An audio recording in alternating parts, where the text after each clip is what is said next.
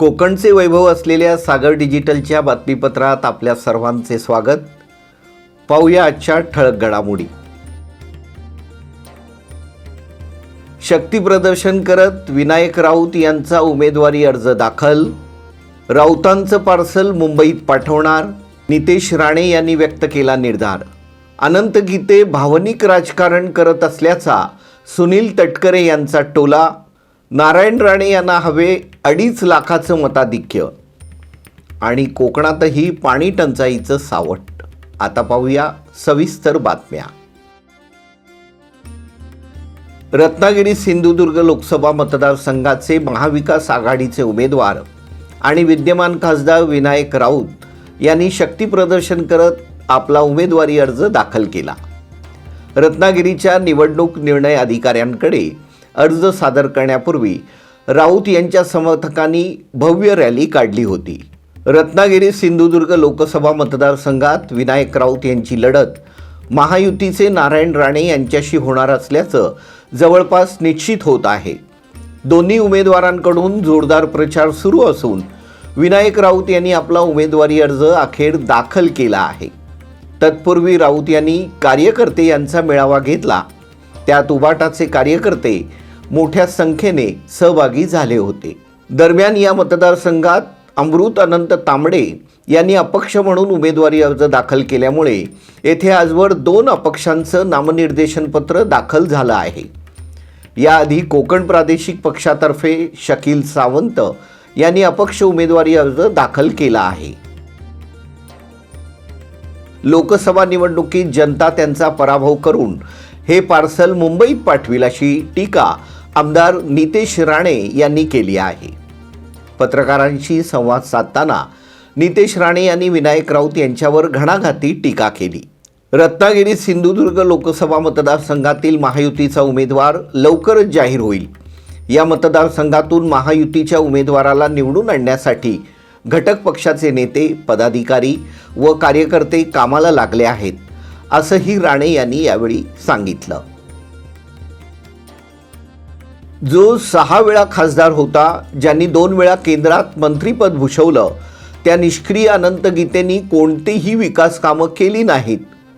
केंद्रीय मंत्री झालेल्या व्यक्तीच्या तोंडी बाटली, सैतान, बूज हे शब्द शोभत नाहीत, असा टोलाही तटकरे यांनी लगावला. रायगड लोकसभा महायुतीचे उमेदवार सुनील तटकरे यांच्या प्रचारार्थ निजामपूर येथे सभा झाली. त्यावेळी भाजप, राष्ट्रवादी, शिवसेना, मनसे, RPI या पक्षांचे नेते उपस्थित होते. आमदार भरत गोगावले यांनीही यावेळी भाषण केलं. कोणाच्या कशाच्या पण नाही. आणि म्हणून तुम्हाला सांगतो की आपल्याला खासदार कसा असावा, तर सुनील तटकरे साहेबांसारखा असावा, ही तुम्हाला माझी. खाईन तर तुपाशी, नाही तर उपाशी, जिंकलो तर 2.5 लाखाच्या मताधिक्याने जिंकवा, अशी अपेक्षा भाजपा नेते नारायण राणे यांनी चिपळूणात व्यक्त केली. महायुतीच्या मेळाव्यात ते बोलत होते. यावेळी माजी खासदार निलेश राणे आणि भाजपाचे पदाधिकारी उपस्थित होते. रत्नागिरी सिंधुदुर्ग मतदारसंघासाठी महायुतीच्या उमेदवाराची घोषणा अद्यापही झालेली नाही. मात्र भाजपाच्या वतीने दणक्यात प्रचार करण्यात येत आहे. महायुतीच्या कार्यकर्त्यांचा मेळावा तसंच जनसंपर्क मोहीम हाती घेण्यात आली आहे.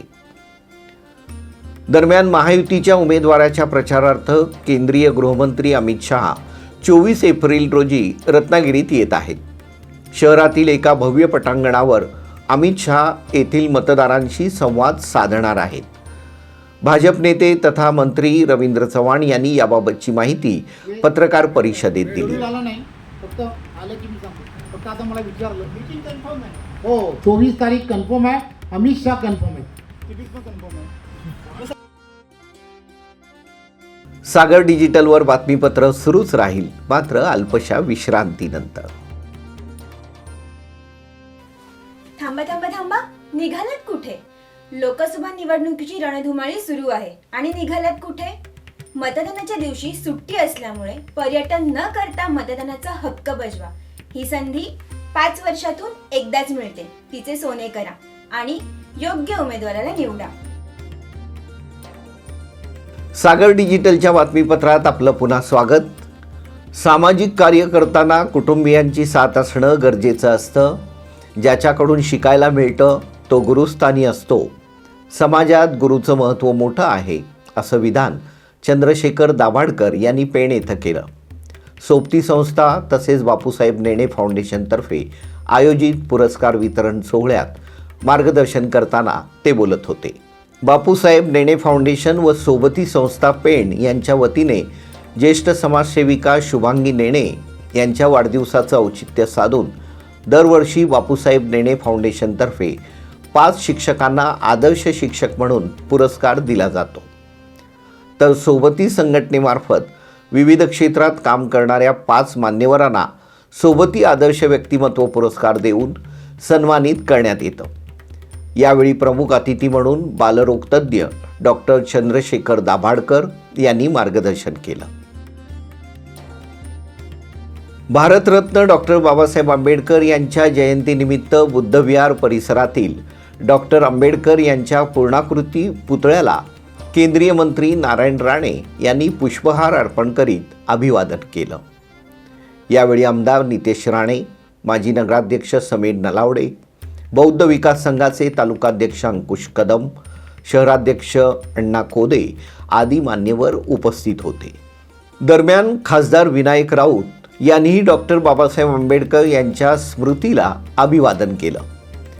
यावेळी आमदार वैभव नाईक, शिवसेना उद्धव बाळासाहेब ठाकरे गटाचे जिल्हा प्रमुख संदेश पारकर, कणकवली विधानसभा प्रमुख सतीश सावंत, युवा सेनेचे जिल्हा प्रमुख सुशांत नाईक आदी उपस्थित होते.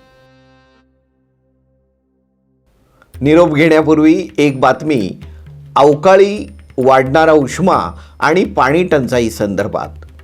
राज्यात एकीकडे उन्हामुळे जीवाची लाहीलाही होत आहे तर दुसरीकडे अवकाळीचा तडाखाही बसत आहे. कोकणात गेल्या 2 दिवसात काही ठिकाणी अवकाळीचा शिडकावा झाला. दापोली तालुक्यात ढगांचा गडगडाट आणि विजांच्या कडकडाटासह पावसाने शिडकावा केल्यामुळे सर्वांची एकच धांदल उडाली. कोकणातही अवकाळी पावसाने हजेरी लावल्यामुळे या हंगामातील पिकांवर त्याचा परिणाम होताना दिसत आहे. दापोलीत झालेल्या अवकाळीमुळे परिसरातील वीज पुरवठा खंडित झाला होता. आधीच दिवसभर उकाड्याने त्रस्त झालेल्या नागरिकांना वीज पुरवठा खंडित झाल्यानं त्यांच्या त्रासात अधिक भर पडली. कणकवली तालुक्यात उष्णतेचा पारा वाढू लागला आहे. परिणामी जानवली व गडद नदी पात्रातील पाण्याच्या पातळीत मोठ्या प्रमाणात घट होऊ लागली आहे. त्यामुळे पाणी टंचाईची झळ सर्वांनाच बसणार आहे. साठा कमी आणि अधिक मागणी यामुळे कोकणातही अनेक ठिकाणी पाणी टंचाईची समस्या निर्माण होत आहे. कणकवलीतील रहिवाशांना अशी झळ बसू नये यासाठी प्रशासनाने उपाययोजना करावी अशी मागणी होत आहे. गेल्या वर्षी अनेक ठिकाणी पाणी टंचाईची झळ बसली होती. वाढणाऱ्या उष्म्यामुळे रत्नागिरी शहराला पाणी पुरवठा करणाऱ्या शीळ धरणाच्या पाणी पातळीत घट झाली आहे. त्यामुळे पालिकेने सोमवार व गुरुवारी पाणी पुरवठा बंद केला आहे. मे महिन्याच्या पहिल्या आठवड्यात 1 दिवसाआड पाणी पुरवठा करण्याचे नियोजन पालिकेकडून सुरू आहे. उन्हाळ्याची तीव्रता नुकतीच सुरू झाली असून यंदा कोकणातही पाणी टंचाईची समस्या निर्माण होत असल्याचा फटका येथील रहिवाशांना बसणार आहे. या होत्या सागर डिजिटलच्या आजच्या बातम्या. या बातम्यांसंदर्भात आपल्या सूचना आणि प्रतिक्रियांचं आम्ही नक्कीच स्वागत करू. पुन्हा भेटू उद्या याच वेळी याच ठिकाणी. तोपर्यंत नमस्कार. सागर डिजिटलच्या यूट्यूब चॅनेलला लाईक करा, शेअर करा, सबस्क्राईब करा आणि अशाच ताज्या घडामोडी नियमित पाहण्यासाठी बेल आयकॉनला प्रेस करा.